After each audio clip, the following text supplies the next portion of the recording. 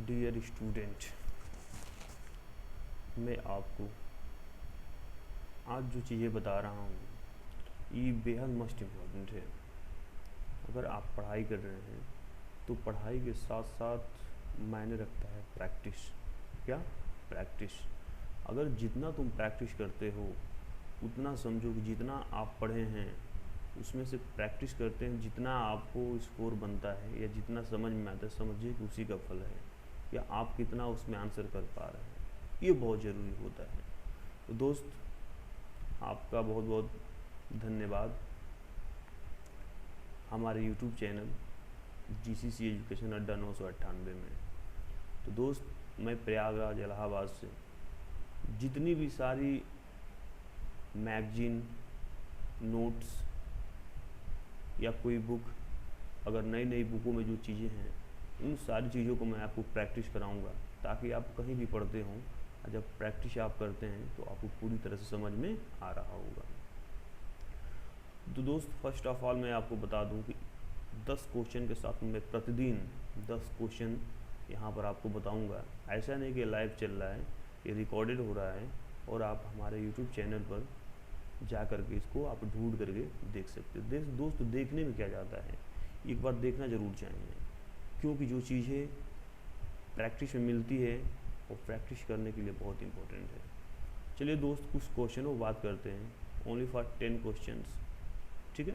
अब 10 question discuss करेंगे कि आपके लिए 10 क्वेश्चंस इम्पॉर्टेंट हैं, क्योंकि देखिए धीरे धीरे सीखते हैं, तो इसलिए मैं 10 यानी कि 10 क्वेश्चन करके आपको रिवाइज कराऊंगा। अच्छा चलिए 1 मिनट तो देखते हैं इसमें कहाँ गया भाई। यहाँ पहला क्वेश्चन जैसा। दोस्त, मैं आशा नहीं उम्मीद करता हूँ ये क्वेश्चन आप देख पा रहे होंगे। इस क्वेश्चन में लिखा है कि अंग्रेजी भाषा का पर्सनालिटी शब्द किस लैटिन शब्द से बना है। यानी कि यहाँ पर देखिए, मैं आपको बाल मनोविज्ञान का यह जो कि साइक्लोसिडवी का ये 10 क्वेश्चन है जो आपके सुपर टेट, यूपी टेट और सी टेट में आने की यहाँ से प्रबल संभावना रहती है। तो ये चीज़ें आपको मैं यहाँ से बताने वाला हूँ कि बाल विकास में कैसे इसको आप टच करोगे। तो अगर आप पढ़े होंगे तो जानते होंगे। 1 मिनट तो मैं टिक लगा लूँ यहाँ पर। कहाँ गए भाई? ये हो गया, कलर ब्लैक हो गया, ठीक। 1 मिनट, ये नहीं है, थोड़ा इसको मैं इरेज कर दूँ। हाँ, तो दोस्त, मैं आपको बता दूँ कि पर्सोना शब्द से मिलकर बना है पर्सनालिटी। अच्छा, पर्सनालिटी का मतलब होता है मुखौटा, व्यक्तित्व। किस तरह का आपका पर्सनालिटी है, कैसा व्यक्तित्व है, तो ये सारी चीज़ इसमें देखने को मिलती है। तो इसमें पूछा है कि अंग्रेजी भाषा का पर्सनालिटी शब्द किस लैटिन शब्द से बना है। तो दोस्त, आप समझ रहे होंगे कि पर्सनालिटी या परसोना शब्द से मिलकर के बना है। किससे? परसोना शब्द से। तो मैं इसको टिक 1 मिनट यार, हाँ पेंसिल लेते हैं। किस शब्द से मिलकर बना है? परसोना शब्द से मिलेगा। तो आप समझ सकते हैं कि जो पर्सनालिटी है, यह पर्सनालिटी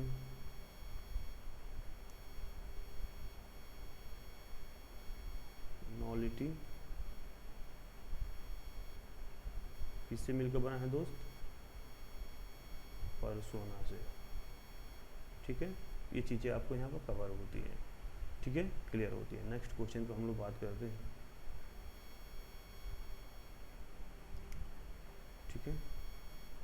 तो देखिए, ये 10 क्वेश्चन आपके लिए बहुत महत्वपूर्ण है, और मेरे भाई 10 क्वेश्चन अगर प्रतिदिन आप करते हो तो समझिए कि बहुत क्वेश्चन को टच कर पाएंगे। अच्छा, सेकंड क्वेश्चन आपके सामने है। सेकंड क्वेश्चन में दोस्त पूछ रखा है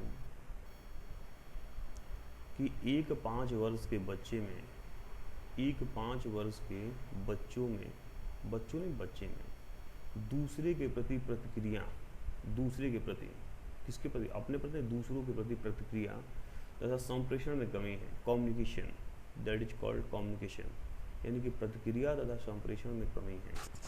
सुनाई नहीं दे रहा है, अब सुनाई देगा। तो दूसरे के प्रति प्रतिक्रिया तथा संप्रेषण में कमी है। अब देखिए, असामान्य व्यवहार का बार बार प्रयोग करता है तथा असामान्य व्यवहार का, सामान्य नहीं असामान्य व्यवहार का, ठीक है, असामान्य व्यवहार का, उसमें कोई निश्चित सीमा नहीं है उसकी, असामान्य व्यवहार का बार बार प्रयोग करता है। इस तरह के लक्षण किस चीज़ का प्रतीक है? अब बताओ भाई। अब देखो, अब ये जो लक्षण उसमें दिखाई दे रही है, ये क्या इंडिकेट करना चाहती है? तो देखो, श्रवण बाधित, क्या भाई सुनने में अगर इस तरह की उसको कोई प्रॉब्लम है तो यहाँ से तो अब कोई प्रॉब्लम हो नहीं सकती है, यहाँ तो बता नहीं सकता है। हाँ, ऐसी प्रतिक्रिया देखने को नहीं मिलेगी जब श्रवण बाधित हो तो। हाँ तो ये तो होगा नहीं, ठीक है। तो भैया इसको मैं यहाँ पे इरेज करता हूँ, ये नहीं होगा, काट दूँ। शैक्षिक पिछड़ापन, क्या शिक्षा में पिछड़ जाएगा तो इस तरह की प्रतिक्रिया देखने को मिलेगी? जी नहीं, ऐसे भी नहीं होगा। अधिगम अक्षमता, यानी कि जब अधिगम यानी लर्निंग करता है, सीखता है, पढ़ता है, तो उसमें इस तरह की अक्षमता उसके अंदर देखने को मिलती है, तो ऐसी प्रतिक्रिया नहीं कर पा रहा है। हाँ, ऐसी प्रतिक्रिया करता है, तो ऐसा भी नहीं है, ये भी रॉन्ग है। तो आप समझ सकते हैं कि अगर थर्ड रॉन्ग होगा तो फोर्थ तो राइट होगा ही। यानी कि शैशव स्वालीनता, यह जो चीज़ें आपको देखने को मिल रही हैं, शैशव स्वालीनता, इसके कारण एक पार्श्व 5 वर्ष के बच्चे में दूसरे के प्रति प्रतिक्रिया तथा संप्रेषण में कमी तथा असामान्य व्यवहार का बार बार प्रयोग करता है। क्यों करता है? इस तरह के लक्षण शैशव स्वालीनता का क्या है? प्रतीक है। अब आपको समझ में आ रहा होगा, ठीक है। तो दोस्त देखिए, मैं सारा चीज़ बताऊंगा, इस पर थोड़ा ध्यान रखिएगा। अब हम लोग बात करते हैं थर्ड क्वेश्चन के। क्यों भाई, ये तो वही है, अच्छा नीचे है, देखिए। अब देखिए, ये थर्ड वाला जो है, इसमें आप समझेंगे कि वृद्धि की सीमा तय होती है। इन देखो, वृद्धि और विकास ये दोनों अलग अलग हैं, बातें अलग अलग हैं, ठीक है। तो अगर हम बात करें कि जो वृद्धि हैं, जो ग्रोथ हैं, इसकी सीमा कैसे तय होती है, तो प्राणी के आंतरिक कारकों से। अब बताओ, जो व्यक्ति है उसके आंतरिक कारण है, हाँ, तो इंटरनल फैक्टर के द्वारा, आंतरिक कारण के द्वारा इस तरह की सीमा तय नहीं होती है, ठीक है। तो वृद्धि की सीमा तय होती है प्राणी के आंतरिक कारकों से, होती है ना? जी हाँ, होती है। तो प्राणी के जो आंतरिक कारण है उसके द्वारा भी वृद्धि की सीमा तय होती है, ठीक है। आंतरिक कारण में जो चीज़ें हैं, कहीं ना कहीं व्यक्ति को वृद्धि या ग्रोथ करने में ये रुकावट पैदा करती है, ठीक है। देखिएगा, तो इसका ये पाला होगा प्राणी के आंतरिक कारकों से। दूसरा, पोषण एवं अभ्यास से। अगर बच्चे का पालन पोषण सही ना हो, खान पान सही ना हो, उसका देख रेख सही ना हो, उसके बाद उसमें सही तरह का अभ्यास ना हो, प्रैक्टिस ना हो, उसके जो गार्डियंस है उसका संरक्षक सही से ना करता हूँ, तो ये प्रभाव यहाँ पर वृद्धि उसकी जो है उसमें यह जो है कि सीमा तय होती है। तो दोस्त अब देखिए, सी में बोला है ए और बी दोनों में से, और डी में बोला इनमें से कोई नहीं, तो इनमें से कोई होने का तो कोई संभावना ही नहीं बनता है। तो दोस्त आप समझ सकते हैं कि इसमें कौन सा होगा हमारा, ये वाला होगा, सी वाला, हाँ, ए और बी दोनों से। तो वृद्धि की सीमा किससे तय होती है भाई? तो प्राणी के आंतरिक कारकों से, और दूसरा पोषण एवं अभ्यास से, ठीक है, प्रैक्टिस से। बहुत बढ़िया। अब हम लोग नेक्स्ट बात करते हैं, रुक जाओ,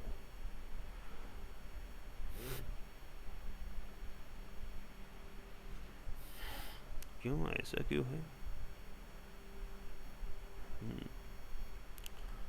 अच्छा, 5वां है ना? हाँ, 5वां ही तो है ये, ठीक है। नहीं, ऐसे चौथा दिखाई दे रहा है, लेकिन मैं उसको क्रम वाइज जो आगे वाला है वहाँ पर नंबर को नंबरिंग कर दिया हूँ, थोड़ा सा समझना पड़ेगा। देखिए, विकास की प्रमुख विशेषता नहीं है, विकास की प्रमुख विशेषता नहीं है। देखिए, यहाँ पर सबसे बड़ी बात होती है और नहीं है, दो चीज़ों में कंफर्म करना होता है। क्योंकि अगर है बोल दिया तो आप पढ़ो तो समझ जाओगे, नहीं बोल दिया तो वहाँ पर कंफर्म करना बहुत प्रॉब्लम होती है। यहाँ पर तो हो जाएगा, जैसे आप मेरे सामने बैठे हैं, हाँ, और मैं आपके सामने हूँ या कोई टीचर आपके सामने, तो वहाँ पर कंफर्म हो जाएगा। लेकिन अगर एग्ज़ाम पीरियड में बैठे हैं, एग्ज़ाम टाइम पर अगर बैठे हैं आप, तो वहाँ समस्या हो सकती है। तो सबसे पहले देखिए, विकास की प्रमुख विशेषता कौन सा नहीं है। देखिए, एक निश्चित क्रम, तो एक निश्चित क्रम में विकास की प्रमुख विशेषता होती है, ठीक ना।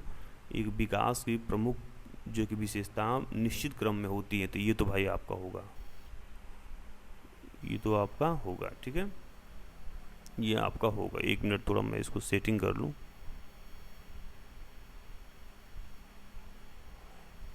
हाँ ठीक, विकास की प्रमुख विशेषता नहीं है।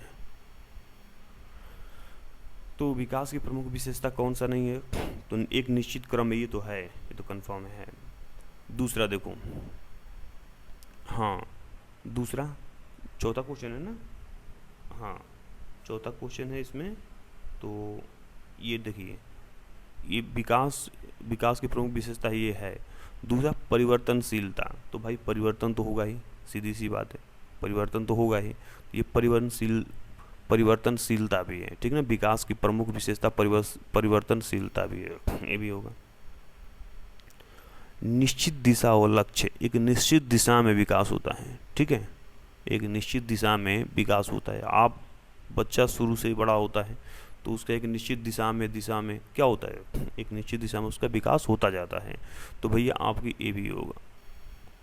लेकिन देखिएगा, इसमें जो ग्रोथ है ना, अभिवृद्धि है ना, यह एक निश्चित दिशा में, यानी कि विकास की प्रमुख विशेषता कौन सा नहीं है, तो ये अभिवृद्धि आपका नहीं होगा, क्योंकि एक निश्चित दिशा में, यानी कि यह एक अभिवृद्धि जो है कि ये विकास की जो विकास होता है उसकी विशेषता ये नहीं है, ये किसी दूसरे का है।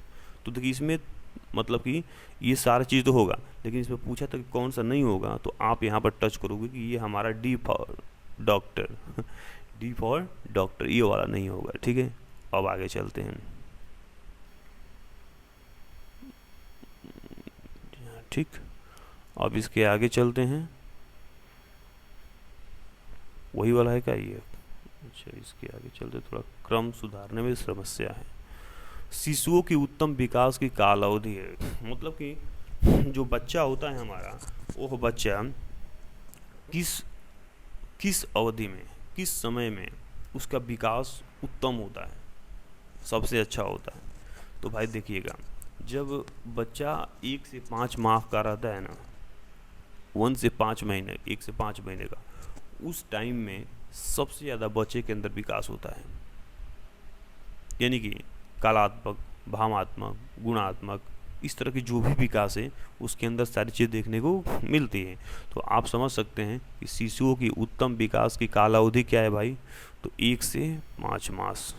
थोड़ा मैं यहाँ पर ट्रिक लगा लूँ यार, 1 से 5 मास, 6 से 10 मास 9, 16 से 20 मास 9, 11 से 15 मास 9। तो शिशुओं की उत्तम विकास की कालावधि क्या है, 1 से 5 महीने, ठीक है, बहुत बढ़िया।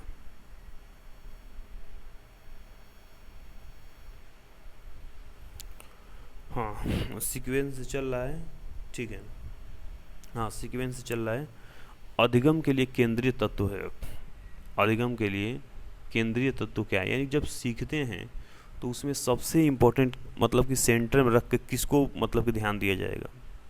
तो जब देखिए, जब भी अगर आप किसी को पढ़ाते हैं, लर्निंग कराते हैं, सिखाते हैं, तो उसमें सबसे बड़ी चीज़ है जो, अब बताओ क्या कोई सीखता है तो उसमें जन्मजात होता है क्या, हाँ सीखते तो हम लोग यहाँ पर हैं, पर्यावरण का प्रभाव होता है, यानी कि अगल बगल का वातावरण सही होता है, उसके दोस्त फ्रेंड मित्र मंडली सही होती है, उसके परिवार के लोग शिक्षित होते हैं, हाँ उसके क्लास का इन्वायरमेंट सही होता है, हाँ बात समझ रहे हैं आप, उसके पास सारी किताबें, बुक्स, उसके बाद मोबाइल फ़ोन, इंटरनेट सुविधाएं उपलब्ध है, तो ये तो हमारा पर्यावरण हो गया ना, तो इसके अकॉर्डिंग हम सीखेंगे तो बेहतर सीखेंगे।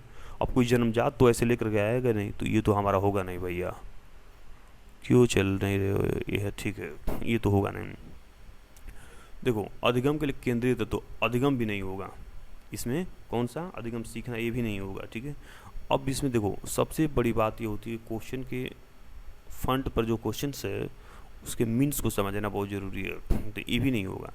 अच्छा, पुनर्बलन अधिगम के लिए जब कोई चीज़ सीखते हैं तो उसमें सबसे बड़ा इम्पोर्टेंट तो है रेनफोर्समेंट, यानी कि पुनर्बलन। जब जब बच्चा अगर पढ़ने में कमज़ोर होता है या वहाँ से डल हो जाता है या वहाँ से आगे नहीं बढ़ पाता है, तो सबसे पहले उसको हम लोग समझाने का प्रयास करते हैं। हाँ, उसको क्या कहते हैं, कोई बात नहीं है, अगले टाइम में तुम अच्छा स्कोर लाओगे, अच्छा मार्क्स लाओगे। तो ये चीज़ें यहाँ पर क्या करती है, इंडिकेट करती है कि ये पुनर्बलन हो जाएगा आपका। ठीक है दोस्त, तो अधिगम के लिए केंद्रीय तत्व क्या है, पुनर्बलन। क्या है, पुनर्बलन। कोई प्रॉब्लम? चलिए नेक्स्ट क्वेश्चन की बात करते हैं, 8वां। हाँ, 8वें की बात करते हैं। तो 8 ला रहा हूँ भाई, देखिए इधर।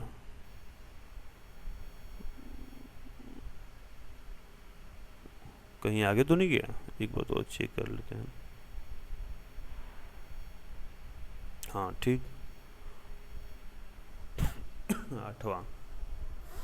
देखिए, अधिगम का व्यवहारिक सिद्धांत निम्न में है। अधिगम जो सीखना, यानी कि अधिगम जो लर्निंग करते हैं हम लोग, सीखते हैं, उसका व्यवहारिक, हाँ, जो बिहेवियर है उसका सिद्धांत कौन कौन सा है। तो देखो भाई, जब भी हम सीखते हैं तो उसमें व्यवहारिक सिद्धांत ये देखने को मिलते हैं। कौन कौन? संबंध प्रतिक्रिया का सिद्धांत, यानी कि संबंध जोड़ करके ये प्रतिक्रिया का सिद्धांत एकदम चलता है साथ साथ, इसको याद रखना। तो ये तो हमारा होगा, यहाँ से पेंसिल मैंने लिया, अब होगा ये पाला होगा आपका। दूसरा, स्किनर का क्रिया प्रसूत अधिगम का सिद्धांत, ये स्किनर का चलता है हमेशा, आप लोग पढ़े होंगे, जब पढ़े होंगे पूरे विद्वत तो सारी चीज़ें उसमें समझ में आ रही होगी। देखिए मैं प्रैक्टिस करा रहा हूँ, यहाँ पर पढ़ा नहीं रहा हूँ कुछ, लेकिन जब पढ़ाऊँगा तो मैं पूरा बताऊँगा आपको, टेंशन नहीं लेने का। ठीक है, टेंशन दूसरे को देने का, टेंशन नहीं लेने का, तो सब मैं बताऊँगा। तो स्किनर का क्रिया प्रसूत अधिगम का सिद्धांत, ये आपका अधिगम का व्यवहारिक सिद्धांत है, ये भी है।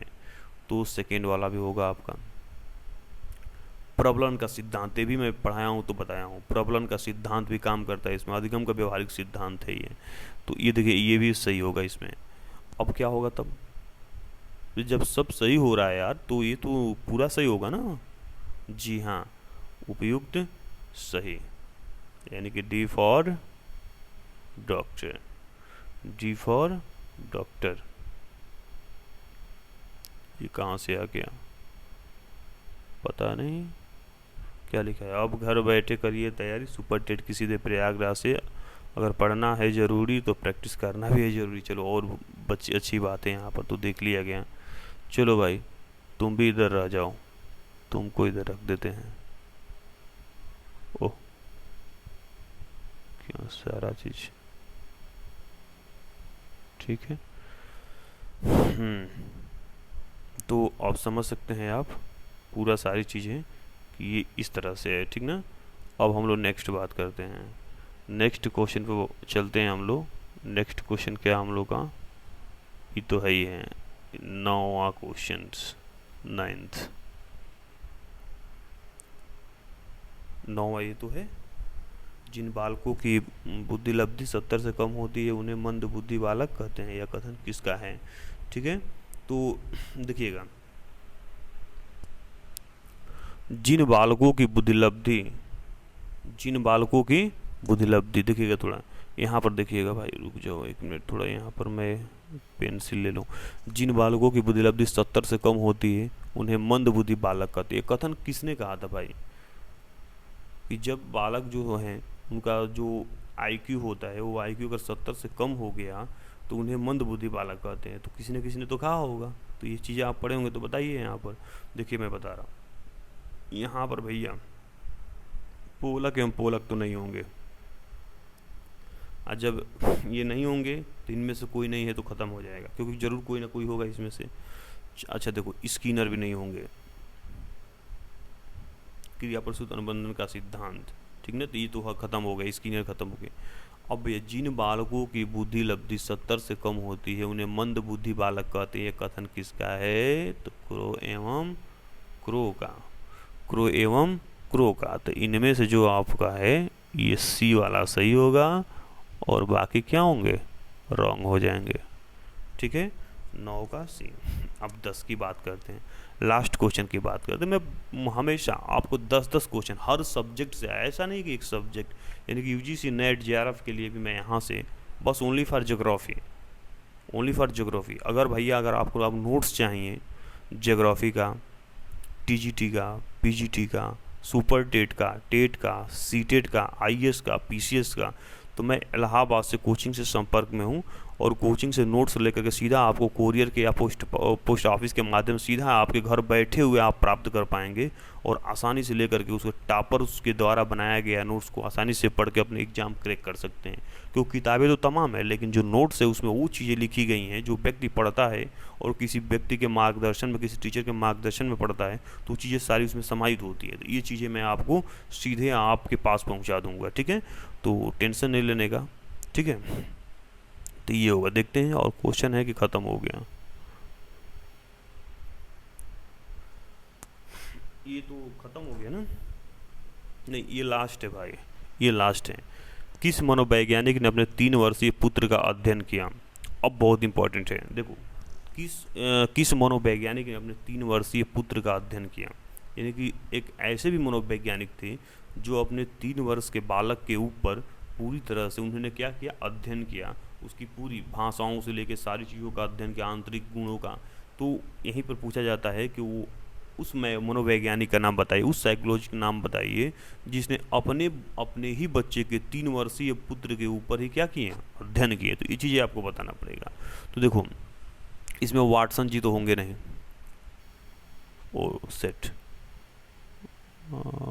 यहाँ से वाटसन जी तो होंगे नहीं, नहीं होंगे तो काट दे रहा हूँ यार, कहाँ टेंशन ले रहे हो।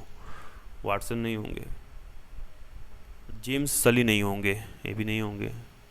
बहुत इंपॉर्टेंट, देखिएगा क्या पूछेगा ये मुझे पता नहीं है, आपको भी पता नहीं है, जो पढ़ाता उसको पता नहीं है, अब क्या पूछेगा तो वो समझ रहा है ना, लेकिन प्रैक्टिस तो पूरा करना पड़ेगा। अब स्टेनले हॉल भी नहीं होंगे यहाँ पर, वाटसन नहीं होंगे, स्टेनले हॉल नहीं होंगे, जेम्स सली नहीं होंगे, तो होंगे कौन, पेस्टोलॉजी, याद रखिएगा।